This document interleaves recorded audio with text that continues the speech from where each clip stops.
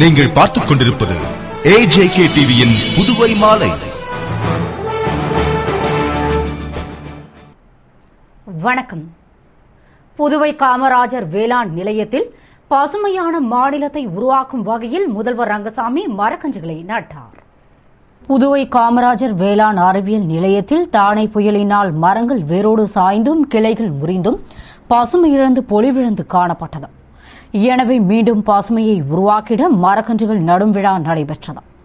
விழாவில் சிறப்பு விருந்தினராக முதல்வர் ரங்கசாமி கலந்து கொண்டு தனது பிறந்தநாள் தின நினைவாக தமது வயதை குறிக்கும் வகையில் 63 மஞ்சள் கொன்னை, 63 தென்னை, 63 தேக்கு மற்றும் 63 புங்க மரக்கன்றுகளை நட்டார். மற்றும் தினக்கூலி பகுதி நேர ஊழியர்களுக்கு சம்பள உயர்விற்கான ஆணையை வழங்கினார். விழாவில் வேளாண் அறிவியல் நிலைய தலைவர் சுரேஷ், கல்லூரி முதல்வர் ராமமூர்த்தி மற்றும் அலுவலர்கள், ஊழியர்கள் கலந்து கொண்டனர். புதுவை திராவிட முன்னேற்றக் கழக இளைஞர் அணி சார்பில் இப்தார் நோன்பு திறக்கும் நிகழ்ச்சி ரோஸ்மா திருமண நிலையத்தில் நடைபெற்றது. புதுவை ரோஸ்மா திருமண நிலையத்தில் திராவிட முன்னேற்றக் கழக இளைஞர் அணி சார்பில் இப்தார் நோன்பு திறக்கும் நிகழ்ச்சி நடைபெற்றது. நிகழ்ச்சியை இளைஞர் அணி அமைப்பாளர் சிவா துவக்கி வைத்திட மாநில அமைப்பாளர் ஜானகிராமன், முன்னாள் பாராளுமன்ற உறுப்பினர் திருநாவுக்கரசு, மாநில பொருளாளர் கென்னடி, முன்னாள் நகரமன்ற துணைத் தலைவர் ஜான்குமார் மற்றும் திமுக நிர்வாகிகள் ஜயத், பார்கவி, ஷார்புதீன், யூனுஸ், காஜா, யூசுப், தொகுதி இளைஞரணி அமைப்பாளர்கள், ஜமாத்தாரர்கள், மூத்தவள்ளிகள் மற்றும் ஏராளமான இஸ்லாமிய பெருமக்கள் பங்கேற்று தொழுகை செய்து நோன்பு கஞ்சி அருந்தினர். நிகழ்ச்சிக்கான ஏற்பாடுகளை திமுக இளைஞரணி நிர்வாகிகள் செய்திருந்தனர். புதுவையில் மீண்டும் ஒரு வீட்டின் மீது வெடிகுண்டு வீசப்பட்டுள்ளது. தொடர் குண்டுவீச்சு சம்பவங்களால் பொதுமக்கள் பீதி அடைந்துள்ளனர். புதுவை தம்புநாயக்கன் வீதியில் டென்னிஸ் என்ற மூதாட்டி தனது கணவர் இறந்துவிட்டதாலும் பிள்ளைகள் பிரான்சில் வசிப்பதாலும் தனியே வசித்து வந்த நிலையில் 2 தினங்களுக்கு முன்பு பிள்ளைகள் பிரான்சில் இருந்து வந்துள்ளதால் அனைவரும் வீட்டை பூட்டிவிட்டு நெல்லித்தோப்பு மாதா தேர்பவனியை காண சென்றிருந்தனர். அப்போது 2 சக்கர வாகனத்தில் அவரது வீட்டின் அருகே வந்த 2 நபர்கள் 2 நாட்டு வெடிகுண்டுகளை வீட்டின் மீது வீசிவிட்டு தப்பி ஓடினர். சத்தம் கேட்டு ஓடிவந்த அக்கம்பக்கத்தினர் அதிர்ச்சி அடைந்து கூச்சலிட்டனர். இந்த விபத்தில் வீட்டின் ஜன்னல்கள், கண்ணாடிகள் நொறுங்கின. முதல் மாடியின் சுவர் சேதமடைந்தது. மேலும் வீட்டின் அருகே மளிகை கடை வைத்திருந்த சுந்தரம்பாள் என்பவரின் மீது வெடிகுண்டுகள் சிதறல்கள் தெரித்ததால் படுகாயமடைந்தார். அவரை மருத்துவமனையில் சேர்த்த மக்கள் காவல்துறைக்கு தகவல் தெரிவித்ததும் வடக்கு பொறுப்பு SP சிவதாசன் மற்றும் போலீசார் சம்பவ இடத்திற்கு விரைந்து வந்து தடவியல் நிபுணர்களை கொண்டு தடயங்களை சேகரித்து நடத்திய விசாரணையில் டென்னிஸ் கணவரின் தம்பி மகன் அருண் மரியநாதனை டென்னிஸ் வளர்த்து வந்ததும் அவனது நடத்தை சரியில்லாததால் கடந்த 5 ஆண்டுகளுக்கு முன்பு அவனை வீட்டை விட்டு வெளியே அனுப்பியும் பணமும் சொத்தும் கேட்டு அடிக்கடி தகராறு செய்ததாகவும் இதுகுறித்து பெரியகடை காவல் நிலையத்தில் டென்னிஸ் ஏற்கனவே புகார் செய்துள்ளதும் தெரியவந்தது. எனவே வெடிகுண்டு வீச்சு சம்பவத்தில் அருணுக்கு தொடர்புள்ளதா என்ற கோணத்தில் விசாரணை நடத்தி வருகின்றனர். மேலும் தப்பியோடிய மர்ம நபர்களை தேடி வருகின்றனர். கடந்த 10ஆம் தேதி ரவுடி ஜெகன் வெடிகுண்டு வீசி கொலை செய்த சம்பவத்தின் பரபரப்பு அடங்குவதற்குள் மீண்டும் வெடிகுண்டு வீசப்பட்டுள்ளது. இத்தகைய தொடர் குண்டுவீச்சு சம்பவங்களால் பொதுமக்கள் கடும் பீதி அடைந்துள்ளனர். தகவல் அறிந்த தொகுதியின் சட்டமன்ற உறுப்பினரும் அரசு கொறடாவுமான நேரு சம்பவ இடத்தை நேரில் சென்று பார்வையிட்டு பாதிக்கப்பட்டவருக்கு ஆறுதல் கூறினார். மற்றும் சட்டமன்ற உறுப்பினர் அசோக் ஆனந்த், தாசில்தார் ரமேஷ் ஆகியோரும் பார்வையிட்டனர். இன்னைக்கு அந்த மெட்ரத்துக்கு பாம்பு போட்டுக்கிறாங்கன்னு கேள்விப்பட்டு தான் வந்தேன். இது இப்போ போலீஸ் இன்வெஸ்டிகேஷன் பண்ணிக்கிறாங்க. நாங்கள் SSP பேசிட்டு அப்புறம் முடிவு பண்ணி சொல்கிறோம். ஏதாவது அவங்க வீட்டில் அவங்க யாரோ ஒரு பையன் இருந்தானா, அந்த பையன் அவங்கள தொந்தரவு கொடுத்து காசு கேட்டுங்கன்னு இல்லை பாகம் கேட்டுங்கன்னு அந்த வீட்டுக்கு வளர்ப்பையன்ற மாதிரி சொல்கிறாங்க. அவங்க தம்பி பையனை ஏதோ அவன் இந்த உள்ளூர் ரவுடிங்களை துணை சேர்த்துக்கின்னு ஏதோ பாம்பு அடிச்சுக்கிறான். இன்னைக்கு புதுவை நெல்லித்தோப்பு புனித விண்ணேற்பு அன்னை ஆலயத்தின் பெருவிழாவில் அலங்கரிக்கப்பட்ட மாதா சொரூபத்துடன் ஆடம்பர தேர்பவனி வெகு விமர்சையாக நடைபெற்றது. புதுவை நெல்லித்தோப்பு புனித விண்ணேற்பு அன்னை ஆலய 161வது ஆண்டு பெருவிழா கடந்த 6ஆம் தேதி கொடியேற்றத்துடன் துவங்கி தினமும் திருப்பலி, ஜெபமாலை, சிறிய தேர்பவனி, நற்கரணி ஆசிர் போன்றவை நடைபெற்று முக்கிய நிகழ்ச்சியான பெருவிழா நடந்தது. இதனை முன்னிட்டு பேராயர் அந்தோணி ஆனந்தராயர் தலைமையில் கூட்டு திருப்பலியும் பின்னர் அலங்கரிக்கப்பட்ட மாதா சொரூபத்துடன் மின்விளக்குகளால் அலங்கரிக்கப்பட்ட ஆடம்பர தேர்பவனியும் நடைபெற்றது. முக்கிய வீதிகள் வழியாக சென்ற தேர்பவனியில் ஆயிரக்கணக்கான மக்கள் கலந்து கொண்டு பிரார்த்தனை செய்தனர். விழாவிற்கான ஏற்பாடுகளை பங்குத்தந்தை குழந்தைசாமி, உதவி பங்குத்தந்தை ஆண்ட்ரூஸ் மெஜலா தலைமையில் பங்கு மக்கள் செய்திருந்தனர்.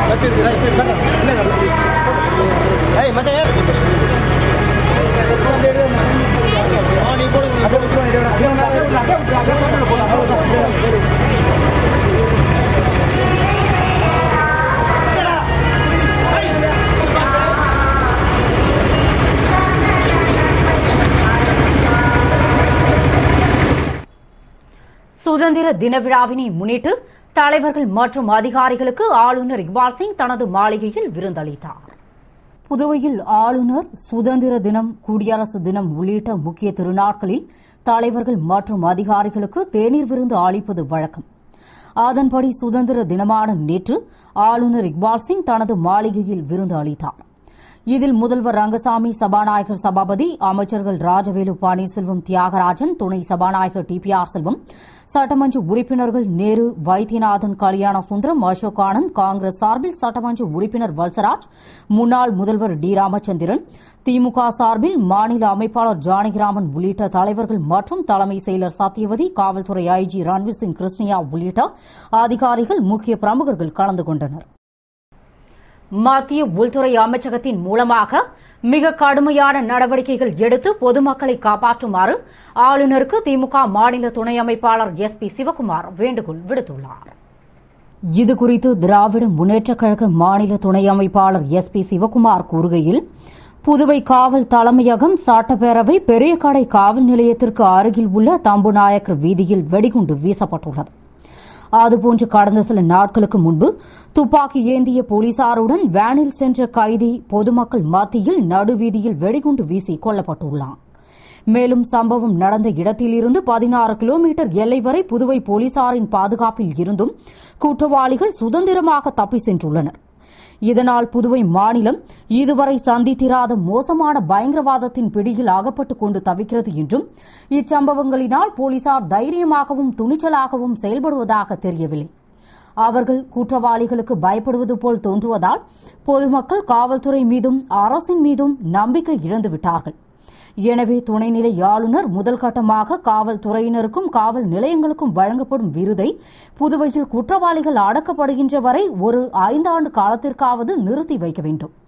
மேலும் மத்திய உள்துறை அமைச்சகத்தின் மூலமாக மிக கடுமையான நடவடிக்கை எடுத்து புதுவை மக்களை காப்பாற்ற வேண்டும் என்று கூறினார். ரவுடி ஜெகன் கொலை வழக்கில் 4 பேரை காவலில் எடுத்து விசாரணை நடத்திய போலீசார் மேலும் 9 பேரை வரலாறு காணாத பாதுகாப்புடன் அழைத்து வந்து விசாரணை மேற்கொண்டனர். காரைக்காலில் இருந்து விசாரணைக்காக புதுவை அழைத்து வரப்பட்ட ஆயுள் தண்டனை கைதி ஜெகன் கடந்த 10ஆம் தேதி வெடிகுண்டு வீசி கொல்லப்பட்ட வழக்கில் 5 பேரை போலீசார் கைது செய்தனர். மேலும் ஐயப்பன் உள்பட 14 பேர் திண்டிவனம் நீதிமன்றத்தில் சரணடைந்தனர். இதில் முக்கிய குற்றவாளிகளான ஐயப்பன், அருண், தண்டபாணி, மடுவுபேட் சுந்தர் ஆகிய 4 பேரையும் காவலில் எடுத்து விசாரிக்க தவளக்குப்பம் போலீசார் நீதிமன்றத்தில் மனு தாக்கல் செய்ததால் அதனை ஏற்றுக்கொண்ட நீதிபதி அனுமதி அளித்ததை அடுத்து 4 பேரையும் காலாப்பட்டு சிறையில் இருந்து பாதுகாப்பாக அழைத்து வந்து உச்சநீதிமன்ற உத்தரவுப்படி காவலில் எடுக்கும்போதும் திரும்பி நீதிமன்றத்தில் ஆஜர்படுத்தும் போதும் மருத்துவ பரிசோதனை செய்ய வேண்டும் என்பதால் பொது மருத்துவமனைக்கு அழைத்து வந்து மருத்துவ பரிசோதனை செய்தனர். அவர்களிடம் டிஐஜி சுக்லா சரமாரியான கேள்விகளை கேட்டு தீவிர விசாரணை நடத்தினார். இதனை அடுத்து சதீஷ், சூசை, ஜனா, முரளி, சங்கர், பொக்கைராஜ், திலீப், ஆந்தோனிசாமி, மகேஷ் உள்ளிட்ட 9 பேரை காவலில் எடுத்து விசாரிக்க நீதிபதியிடம் அனுமதி வாங்க 9 பேரையும் வரலாறு காணாத பாதுகாப்புடன் நீதிமன்றம் அழைத்து வந்தனர்.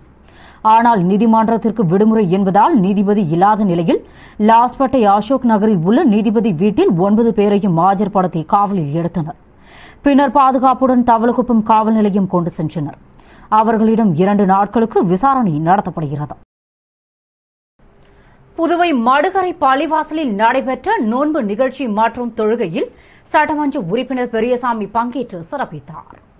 புதுவை நெட்டப்பாக்கம் தொகுதிக்கு உட்பட்ட மடுகரையில் உள்ள முகமதியார் பள்ளிவாசல் மற்றும் ஜிம்மா மசூதியில் ரமலான் பண்டிகையை முன்னிட்டு இப்தார் நோன்பு நிகழ்ச்சி நடைபெற்றது. இதில் சிறப்பு அழைப்பாளராக சட்டமன்ற உறுப்பினர் பெரியசாமி கலந்து கொண்டு தொழுகை செய்து நோன்பு கஞ்சி அருந்தினார். நிகழ்ச்சியில் ஊர் முக்கிய பிரமுகர்கள், பள்ளிவாசல் ஜமாதாரர்கள், முத்தவள்ளிகள் மற்றும் இஸ்லாமிய பெருமக்கள் திரளாக கலந்து கொண்டனர். புதுவையில் பிரபல ரவுடிகளுக்கு 2 மாதங்கள் ஊருக்குள் நுழைய தடை விதிக்கப்பட்டுள்ளது. புதுவை கோவிந்த சாலையைச் சேர்ந்த அமுல்தாஸ் என்ற பிரபல ரவுடி மீது கொலை, அடிதடி என பல்வேறு வழக்குகள் நிலுவையில் உள்ளன. இதனால் கைது செய்யப்பட்ட அவர் ஜாமீனில் வெளியே வந்துள்ளார். இவர் புதுவைக்குள் நுழைந்தால் பிரச்சினை ஏற்படும் என்று Periyakadai sub inspector Sajith sub collector Vincent ராயரிடம் பரிந்துரை செய்தார். இதனை ஏற்றுக்கொண்ட சப் கலெக்டர் ரவுடி அமுல்தாஸை 2 மாதங்கள் ஊருக்குள் நுழைய தடை விதித்து உத்தரவு பிறப்பித்துள்ளார். அதேபோன்று பெரியார் நகரைச் சேர்ந்த பொடி இளங்கோ, கண்டாக்டர் தோட்டத்தைச் சேர்ந்த செல்வமோகன், மேங்கோ செல்வம், மதன்குமார் ஆகியோர் மீது கொலை முயற்சி போன்ற பல்வேறு வழக்குகள் உள்ளதால் தொடர்ந்து ஊருக்குள் இருந்தால் சட்டம் ஒழுங்கு சீர்குலைவு ஏற்படும் என்றும் ஊருக்குள் நுழைய தடை விதிக்குமாறும் உருளையன்பேட்டை போலீசார் மற்றும் முதியஞ்சாலை போலீசார் பரிந்துரை செய்ததால் சப் கலெக்டர் வின்சென்ட் ராயர் 4 பேருக்கும் ஊருக்குள் நுழைய தடை விதித்து உத்தரவிட்டார். புதுவை பிப்டிக் நிறுவனத்தில் சட்டமன்ற உறுப்பினர் அங்காளன் தலைமையில் சுதந்திர தின விழா வெகு விமர்சையாக கொண்டாடப்பட்டது. புதுவை பிப்டிக் நிறுவனத்தில் சுதந்திர தின விழா சிறப்பாக கொண்டாடப்பட்டது. விழாவில் பிப்டிக் தலைவரும் சட்டமன்ற உறுப்பினருமான அங்காளன் சிறப்பு விருந்தினராக கலந்து கொண்டு தேசிய கொடியினை ஏற்றி 10ஆம் வகுப்பு மற்றும் 12ஆம் வகுப்பு பொதுத் தேர்வில் அதிக மதிப்பெண்கள் பெற்ற பிப்டிக் நிறுவன ஊழியர்களின் பிள்ளைகளுக்கு பரிசுகளை வழங்கி பாராட்டினார். விழாவில் பிப்டிக் மேலாண் இயக்குநர் மூர்த்தி, முதன்மை பொதுச் செயலாளர் வேதகிரி, பொது மேலாளர் ராமலிங்கம் உள்ளிட்ட அதிகாரிகள் மற்றும் ஊழியர்கள் கலந்து கொண்டனர். இத்துடன் செய்திகள் நிறைவடைகின்றன. வணக்கம்.